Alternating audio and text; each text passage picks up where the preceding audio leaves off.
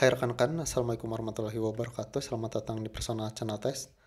Dan di video ini saya akan berikan mengenai psikotes kepribadian yang sering digunakan oleh banyak perusahaan, yakni psikotes kepribadian Hexaco.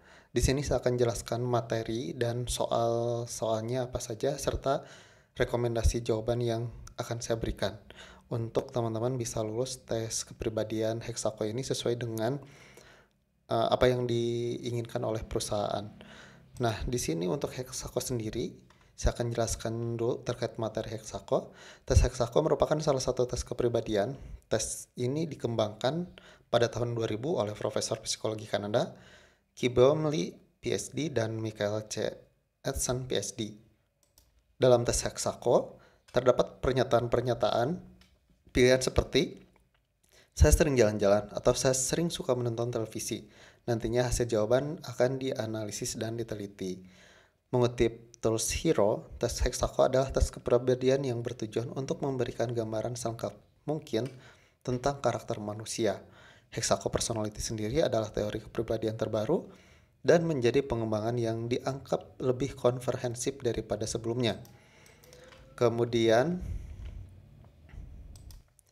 untuk tipe kepribadian tes Hexaco untuk menilai openness, consequentiousness, kemudian agreeableness, kemudian honest humility, emosional, dan extraversion.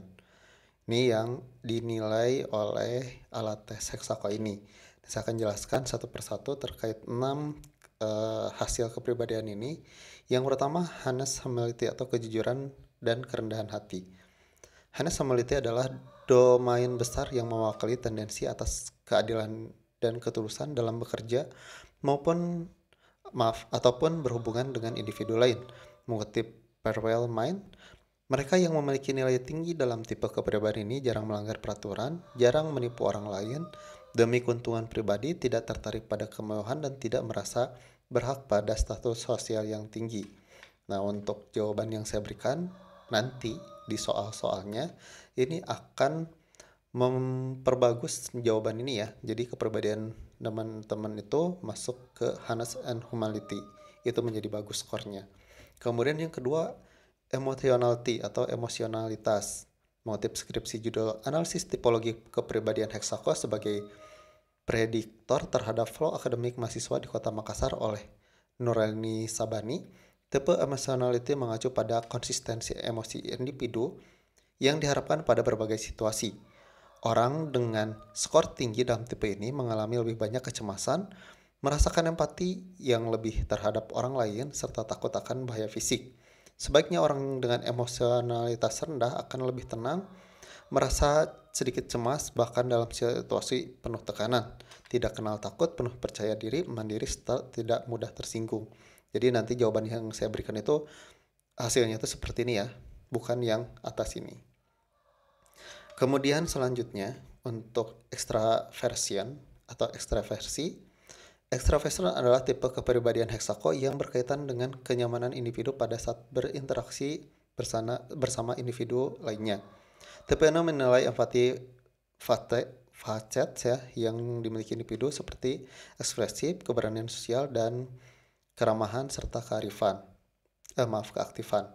Individu dengan nilai tinggi dalam tipe kepribadian ini cenderung ramah, banyak bicara, aktif, percaya diri dalam memimpin, senang berkumpul, dan penuh semangat. Sebaiknya mereka jika memiliki nilai rendah cenderung menganggap dirinya tidak populer. Tidak nyaman jika diperhatikan, lebih suka menyendiri, pemalu, dan tertutup. Untuk jawaban yang saya berikan itu mengacu pada ini ya, akan nilainya tinggi untuk extraversion ini atau ekstraversi ini. Seperti itu. Jadi baguslah untuk hasilnya nanti dan sesuai dengan apa yang diharapkan oleh rekrutmen atau perusahaan. Yang keempat, agreeableness atau keramahan. Tipe agreeableness menjelaskan tentang orang-orang yang memiliki kelembutan hati. Agreeableness juga menilai empati bagian yaitu memaafkan, kelembutan, fleksibel, dan kesabaran.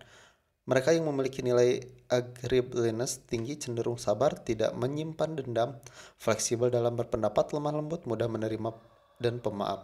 Sementara mereka dengan nilai rendah lebih pemarah, suka bertengkar, keras kepala, dan mempertahankan sudut pandangnya, mudah tersinggung, sulit memaafkan, kritis terhadap kekurangan orang lain, dan mudah diprovokasi ya. Dan untuk jawaban saya yang saya berikan nanti, agreeableness-nya akan tinggi ya, karena untuk interpretasinya nanti akan bagus. Selanjutnya, konsensionitas atau kesadaran. Tipe konsensionis mengacu pada konsistensi terhadap pencapaian diri. Gambaran tipe ini menilai 4 bagian, yaitu organisasi, ketekunan, perfeksionisme, dan kebijaksanaan.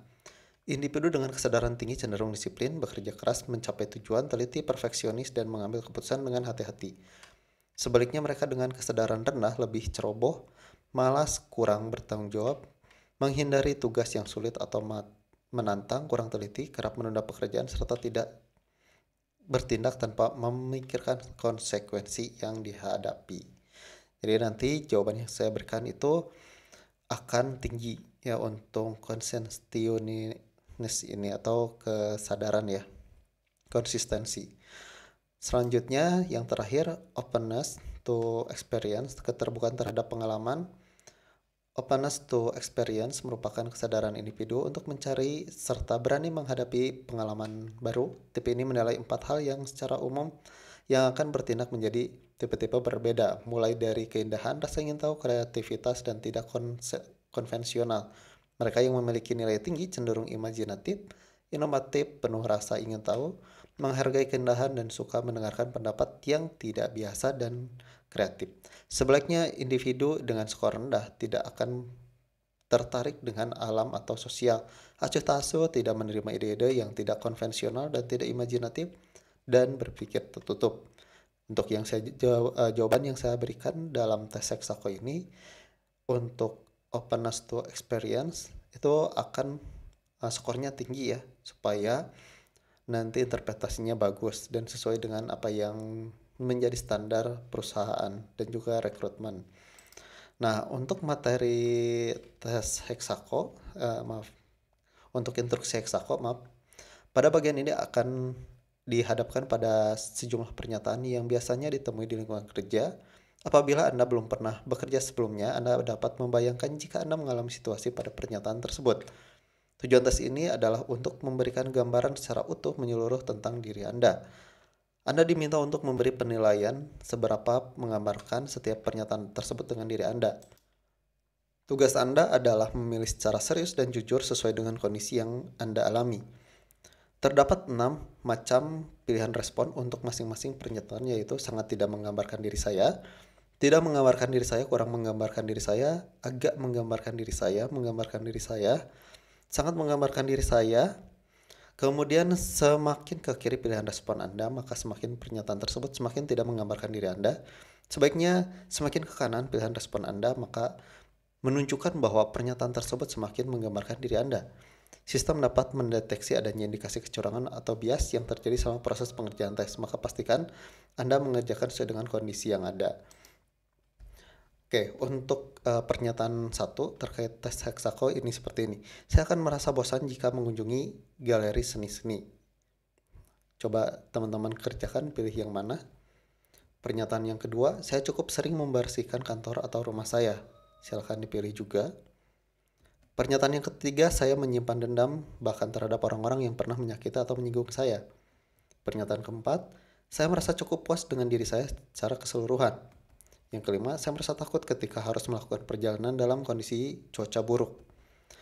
Pernyataan selanjutnya, jika saya menginginkan sesuatu dari orang yang tidak saya sukai, saya akan bertindak sangat baik terhadap orang itu untuk mendapatkan yang saya inginkan. Pernyataan ketujuh, saya tertarik untuk belajar tentang sejarah dan politik negara lain. Pernyataan kedelapan, ketika bekerja, saya sering menetapkan tujuan ambisius untuk diri saya sendiri. Pernyataan 9, terkadang orang-orang bilang bahwa saya terlalu kritis terhadap orang lain. Pernyataan 10, saya jarang mengungkapkan pendapat saya ketika berada dalam sebuah kelompok. Dan untuk jawaban yang saya berikan dan full soal, itu kita lanjut ke part yang kedua, linknya ada di deskripsi ya. Kemudian kunjungi blog kami juga untuk list psikotes pembelajaran ya, tiap perusahaan juga. di tanpasogok.blogspot.com, ada linknya di deskripsi, silahkan visit saja.